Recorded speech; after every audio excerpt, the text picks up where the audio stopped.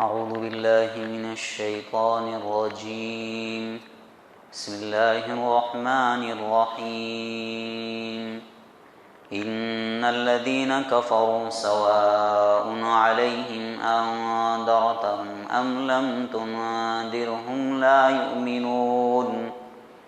ختم الله على قلوبهم وعلى سمعهم وعلى أبصارهم غشاوة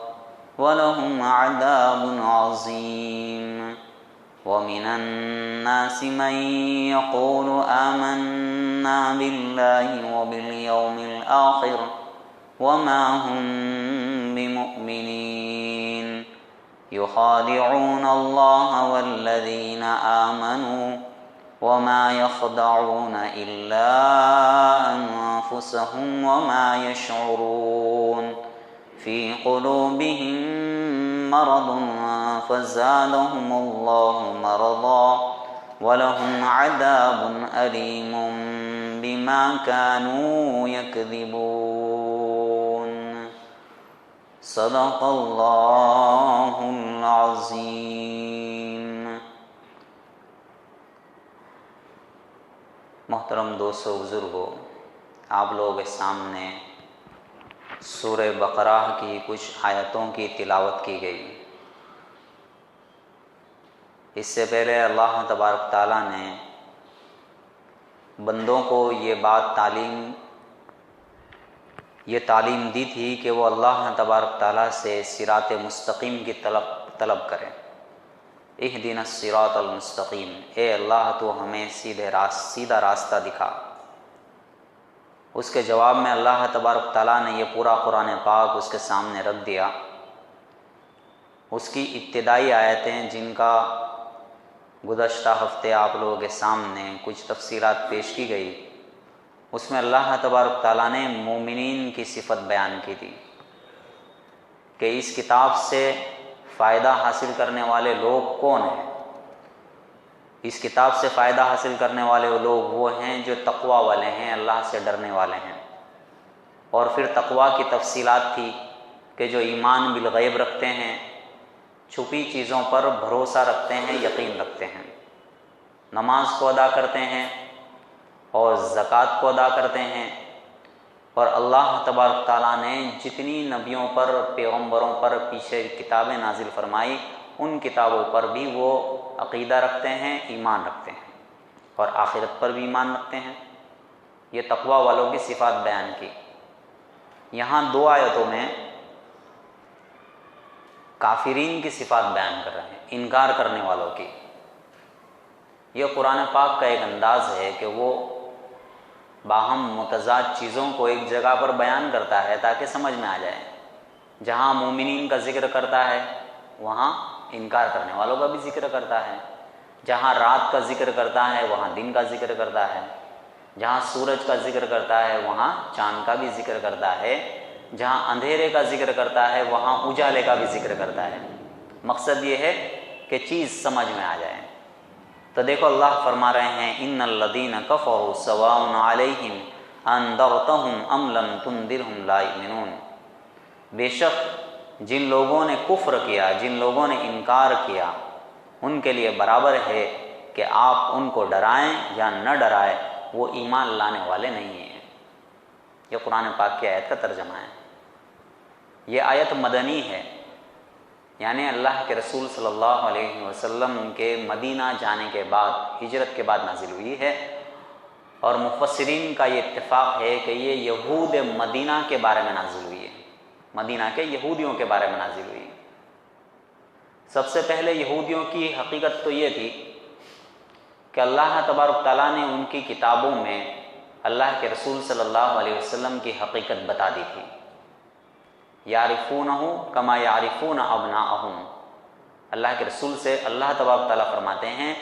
کہ یہ اہل کتاب جو ہے، یہ یہود و نصارہ جو ہے، تمہیں اس طرح پہچانتے ہیں جیسا کہ اپنے بیٹوں کو پہچانتا ہے، اتنی اچھی طریقے سے پہچانتا ہے۔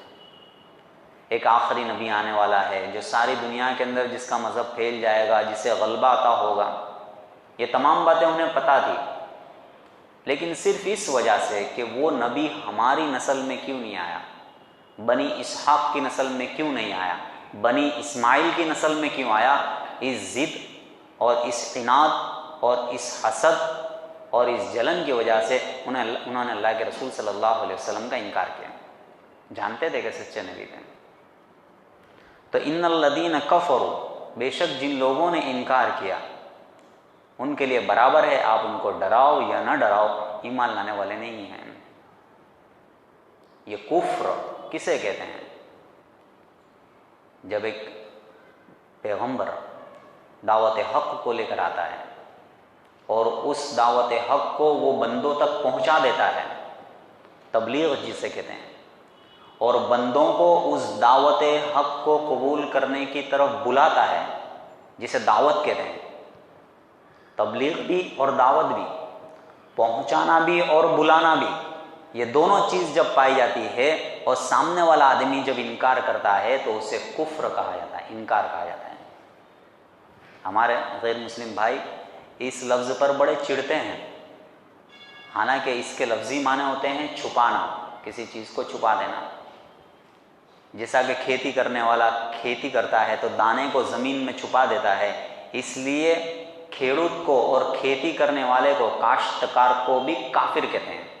لفظی معنی اس کا یہ، اس کا کوش ارتھ یہ ہے، اور اس کا اصطلاحی معنی یہ ہے دین اسلام کا انکار کرنا، اللہ کے وجود کا، اللہ کے وحدت کا انکار کرنا، محمد رسول اللہ صلی اللہ علیہ وسلم کی رسالت کا انکار کرنا، جنت اور جہنم کا انکار کرنا، اسلام کے کسی بھی مسلمہ اصول کا انکار کرنا، اس کو کفر کہتے ہیں۔ تو کفر کا مطلب بہت ہی نردوش ہے، بے ضرر ہے، اس میں کسی کی برائی نہیں ہے۔ بھائی ایک انسان ہے، میں جس اصول کو پیش کر رہا ہوں سامنے والا اس کو نہیں مان رہا ہے تو میں اسے یہی کہوں گا کہ تم نہ ماننے والے ہو۔ نہ ماننے والے کو نہ ماننے والا ہی کہیں گے نا، نہ ماننے والے کو ماننے والا تو کہیں گے نہیں۔ تو اسلامی اصطلاح کے اندر جو ماننے والا ہے وہ مومن ہے، جو نہیں ماننے والا ہے وہ کافر ہے۔ اس میں کوئی برائی کا الفاظ نہیں ہے، یہ کوئی گالی نہیں ہے جس کو سننے پر انسان کیا کرے، اس کو برا لگ جائے۔ یہ بہت ہی بے ضرر اور نردوش لفظ ہے۔ تو ان الذین کفروا، جن لوگوں نے کفر کیا، جن لوگوں نے انکار کیا، سواء علیہم انذرتہم، آپ ان کو ڈرائیں کہ نہ ڈرائیں، ان کے لیے سرکھا ہے، ان کے لیے یکساں ہیں، وہ ایمان لانے والے نہیں ہے۔ یہ اصل میں اللہ کے رسول صلی اللہ علیہ وسلم کو تسلی ہے، تسلی، کیونکہ اللہ کے رسول صلی اللہ علیہ وسلم حریص تھے، حریص بالمؤمنین رؤوف الرحیم۔ آپ کی تمنا کیا تھی، جس کو قرآن پاک لالچ کے لفظ سے استعمال کرتا ہے کہ آپ لالعید تھے کہ یہ بھی بندہ ایمان والا ہو جائے، یہ بھی بندہ ایمان والا ہو جائے، یہ بھی بندہ ایمان، چاروں سائیڈ، چاروں طرف جو بندے نظر آ رہے ہیں سب بندے ایمان والے ہو جائے، سب بندے جنت میں جانے والے بن جائے، جہنم سے بچنے والے بن جائے۔ اللہ تبارک تعالیٰ ان کو تسلی دے رہے ہیں کہ تم جو چاہتے ہو ایسا ہونے والا نہیں ہے۔ اللہ تبارک تعالیٰ نے جس کی قسمت کے اندر اور جس کی تقدیر میں ایمان لکھا ہے وہ ایمان لائے گا، جس کی تقدیر میں ایمان نہیں لکھا وہ ایمان نہیں لائے گا۔ تو تمہیں غم کرنے کی ضرورت نہیں ہے، فلا تذهب نفسك عليهم حسرات، ان لوگوں پر غم کرنے کی ضرورت نہیں ہے، اپنا کام کرتے جائیے، آپ کو آپ کے کام کا ثواب اور اجر ملتا رہے گا۔ ان الذین کفروا سواء علیہم، بے شک جن لوگوں نے انکار کیا ان کے لیے برابر ہے، آپ انہیں ڈرائیں یا نہ ڈرائیں، ایمان لانے والے نہیں ہیں۔ کیوں ایمان لانے والے نہیں ہیں؟ ختم اللہ علی قلوبہم وعلی سمعہم وعلی ابصارہم غشاوہ ولہم عذاب عظیم۔ اللہ تبارک تعالیٰ نے ان کے دلوں پر مہر لگا دی ہے، اللہ تبارک تعالیٰ نے ان کے دلوں پر مہر لگا دی ہے، وعلی سمعہم، اور ان کی کانوں پر بھی مہر لگا دی ہے، وعلی ابصارہم غشاوہ، اور ان کی آنکھوں پر پردے پڑے ہوئے ہیں، وَلَهُمْ عَذَابٌ عَظِيمٌ، اور ان کے لیے بہت بڑا عظیم عذاب ہے، بہت ہی بڑا آخرت میں ان کے لیے عذاب ہے۔ اللہ تبارک تعالیٰ نے جب انسان کو پیدا کیا تو اس کو آنکھ دی، کان دیے، سوچنے اور سمجھنے کی صلاحیت دی۔ یہ چیزیں اللہ تبارک تعالیٰ اس لیے دیتا ہے کہ انسان سچائی کو دیکھے، سچائی کو سنے، اور سچائی کو سمجھے۔ لیکن جب انسان اپنی آنکھ کا استعمال سچائی کو دیکھنے میں استعمال نہیں کرتا، جب اپنی کانوں کا استعمال سچائی کو سننے میں استعمال نہیں کرتا، جب اپنے دماغ کا استعمال سچائی کو سمجھنے میں استعمال نہیں کرتا، تو پھر اللہ تبارک تعالیٰ اس کو بند کر دیتے ہیں۔ یہ اللہ تبارک تعالیٰ کرتے ہیں، لیکن انسان کی اپنی برائی کی وجہ سے وہ ایسا کرتے ہیں، کیونکہ اللہ کا نظام ہے والذین جاہدوا فینا لنہدینہم سبلنا، جو ہمارے راستے میں کوشش کرتے ہیں، آگے بڑھتے ہیں، اللہ اس کے لیے راستہ آسان کر دیتے ہیں، ہموار کر دیتے ہیں۔ تو اسی طرح جو اپنی برائی میں آگے بڑھتے ہیں، جو اللہ کے انکار میں آگے بڑھتے ہیں، جو دین کے انکار میں آگے بڑھتے ہیں، جو اللہ کے رسول صلی اللہ علیہ وسلم کی رسالت کے انکار میں آگے بڑھتے ہیں، اللہ تبارک تعالیٰ ان کی ان صلاحیتوں کو بھی ختم کر دیتے ہیں۔ پھر کیا ہوتا ہے؟ سچائی کو سنتے ہیں تو سمجھ میں نہیں آتی ہے، سچائی کو دیکھتے ہیں تو سمجھ میں نہیں آتی ہے، سچائی کو سنتے ہیں تو کان میں جاتی ہے لیکن سنی انسنی ہو جاتی ہے۔ اسی بات کو یہاں پر بیان کر رہے ہیں، ختم اللہ علی قلوبہم، اللہ تبارک تعالیٰ نے ان کے دلوں کے اوپر مہر لگا دی ہے، اللہ تبارک تعالیٰ نے ان کے دلوں کے اوپر سیل مار دیا ہے۔ اس کا ترجمہ یہ بھی ہوگا، اللہ تبارک تعالیٰ نے ان کے دلوں پر چھاپ مار دی، اس کا ترجمہ یہ بھی ہوگا، کیونکہ جب چیزوں پر سیل مار دیا جاتا ہے تو وہ چیزیں بند ہو جاتی ہے، پھر اس میں سے کوئی چیز باہر نہیں نکلتی اور اس میں کوئی چیز داخل نہیں ہوتی۔ مفسرین نے یہاں پر ایک بہت اچھا نقطہ بیان فرمایا ہے کہ جب ایک انسان برائی کرتا ہے تو سب سے پہلے اس کے دل کو کاٹ لگتا ہے، اس کے دل کو کاٹ لگتا ہے۔ جب وہ اس برائی میں آگے بڑھتا جاتا ہے تو پھر اس کے دل کے اوپر اللہ چھاپ مار دیتا ہے، مہر لگا دیتا ہے، اور پھر وہ اس برائی میں آگے بڑھتا ہے تو اللہ تبارک تعالیٰ اس کے دلوں پر تالے لگا دیتا ہے۔ تو یہ اللہ تبارک تعالیٰ نے یہاں پر کافرین کے بارے میں ارشاد فرمایا کہ وہ ایمان لانے والے نہیں ہیں۔ ایمان لانے والے کیوں نہیں ہے؟ کہ اپنی برائیوں میں وہ اتنے آگے بڑھ چکے ہیں کہ ان کے برائیوں کی سبب سے اللہ تبارک تعالیٰ نے ان کے دلوں پر اور ان کے کانوں پر مہر لگا دی ہے، اور ان کے آنکھوں پر پردے ڈال کر رکھے ہیں کہ سچائی کو دیکھ رہے ہیں پھر بھی کچھ نظر نہیں آ رہا ہے، سچائی کو دیکھ رہے ہیں پھر بھی کوئی نظر نہیں آ رہا ہے۔ اور یہ تو دنیا کی حالت ہے، وَلَهُمْ عَذَابٌ عَظِيمٌ، آخرت میں جب پہنچیں گے تو ان کے لیے بہت بڑا عذاب ہوگا۔ کیوں؟ اس لیے کہ انہوں نے حق کو جانا، سنا، سمجھا، اس کے باوجود اس کا انکار کر دیا۔ یہ دو آیتوں میں اللہ تبارک تعالیٰ نے کافرین کا ذکر کیا ہے، پیچھے کی 4-5 آیتوں میں اللہ تبارک تعالیٰ نے مومنین کا ذکر کیا ہے۔ اگلی کچھ آیتوں میں جس میں تھوڑی تفصیل ہے، اللہ تبارک تعالیٰ نے منافقین کا ذکر کیا ہے۔ منافق اس شخص کو کہتے ہیں کہ جس کے دل میں کفر ہو اور جو ایمان کو ظاہر کرے، جو اچھائی کو ظاہر کرے اور برائی کو چھپا لے، جس کے قول اور فعل میں تضاد ہو، کہنی اور کرنی میں تضاد ہو، جو صبح میں کچھ بات کرے اور شام کو کچھ بات کہے، ایسے شخص کو منافق کہتے ہیں، ایسے شخص کو دمبی کہتے ہیں، ایسے شخص کو آڈمبر کرنے والا کہتے ہیں۔ اللہ تبارک تعالیٰ نے یہاں پر منافقین کے بارے میں تھوڑی تفصیلات بیان کی ہے، وہ اس وجہ سے تاکہ مسلمان ان سے چوکن نہ رہیں اور ان کے مکر و فریب سے دھوکہ نہ کھا جائیں، اس لیے اللہ تبارک تعالیٰ نے یہاں منافقین کا ذکر فرمایا ہے۔ وَمِنَ النَّاسِ مَن يَقُولُ آمَنَّا بِاللَّهِ وَبِالْيَوْمِ الْآخِرِ وَمَا هُمْ بِمُؤْمِنِينَ، اور کچھ لوگ ایسے ہیں جو یوں کہتے ہیں کہ ہم اللہ پر ایمان لے آئے اور آخرت کے دن پر ایمان لے آئے، زبان سے کہہ رہے تھے کہ آخرت کے دن پر بھی ہم ایمان لاتے ہیں، اللہ پر بھی ایمان لاتے ہیں، حالانکہ وما ہم بمؤمنین، حالانکہ وہ مومن نہیں ہے، وہ ماننے والے نہیں ہیں، وہ بلکہ انکار کرنے والے ہیں۔ اس کے پیچھے پورا ایک اتہاس اور پوری ایک تاریخ ہے۔ اللہ کے رسول صلی اللہ علیہ وسلم جب مکہ سے مدینہ ہجرت کر کے تشریف لے گئے تو سن 2 ہجری کے اندر بدر کا واقعہ پیش آیا۔ بدر کے واقعے سے پہلے تو وہاں کچھ لوگ دب کر بیٹھے رہے، دیکھیں کیا ہوتا ہے، لیکن جب بدر کے اندر اللہ تبارک تعالیٰ نے اللہ کے رسول صلی اللہ علیہ وسلم کو فتح نصیب فرمائی، تو آج جس طرح دنیا کے اندر سپر پاور ہوتی ہے، بڑی بڑی طاقتیں ہوتی ہے اور کچھ لوگ اس کے دوست بن جاتے ہیں، کوئی امریکہ کا دوست بن جاتا ہے، کوئی رشیا کا دوست بن جاتا ہے، اس وقت مدینہ میں 2 بڑے بڑے قبیلے تھے، اوس اور خزرج نام کے،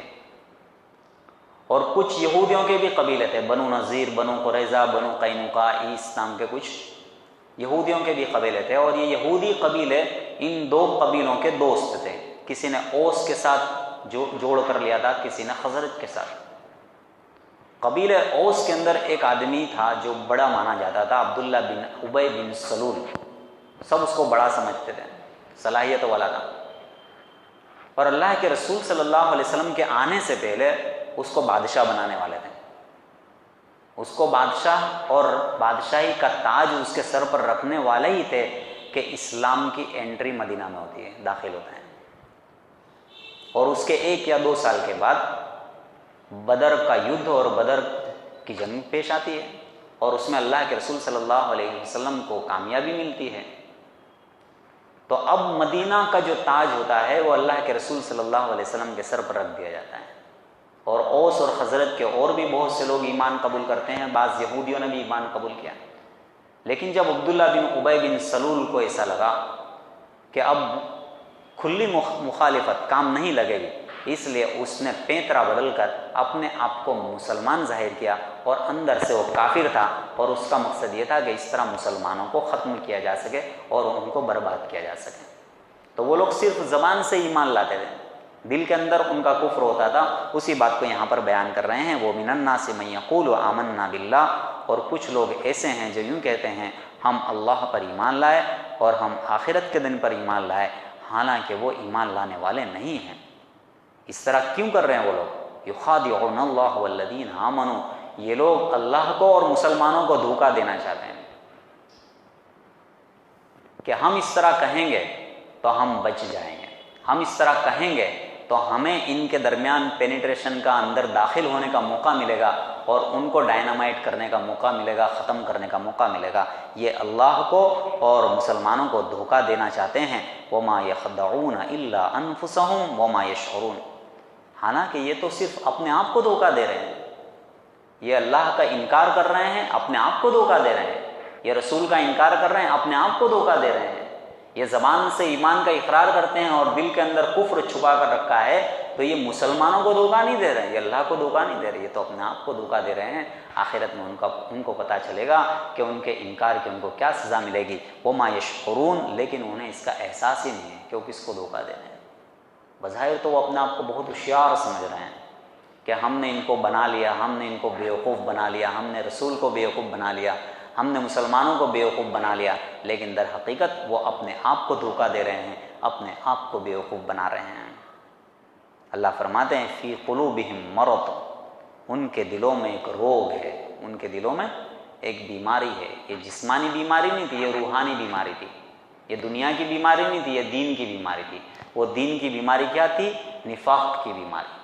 دمب کی بیماری۔ اللہ تبارک تعالیٰ نے اس دم کی بیماری کو فزادہم اللہ مرضا، تو اللہ تبارک تعالیٰ نے ان کی بیماری کو بڑھا دیا۔ وَلَهُمْ عَذَابٌ عَلِيمٌ بِمَا كَانُوا يَكْذِبُونَ، اور ان کے لیے دردناک عذاب ہے ان کاموں کے اس وجہ سے کہ وہ لوگ سچائی کو جھٹلاتے تھے، سچائی کو جھوٹ قرار دیتے تھے۔ تو دیکھو اللہ تبارک تعالیٰ نے یہاں پر مومنین کے ساتھ کافرین کو بھی ذکر کیا، اور کافرین کے ساتھ یہاں پر منافقین کو بھی ذکر کیا، اور مقصد یہ ہے کہ ایک مسلمان مکمل طور پر کافر نہیں ہوتا ہے، الحمدللہ ایک مسلمان اعتقادی منافق نہیں ہوتا ہے، لیکن اسے ان آیتوں کو سامنے رکھ کر اپنی زندگی کا بھی حساب لینا چاہیے۔ کہیں ایسا نہیں ہے کہ اللہ کا ایک حکم آ رہا ہے اور میں اس کا انکار کر رہا ہوں عملی طور پر، اذان ہو رہی ہے لیکن اذان کے بعد نماز پڑھنے نہیں آیا، عملی طور پر گویا کہ انکار کیا اس نے۔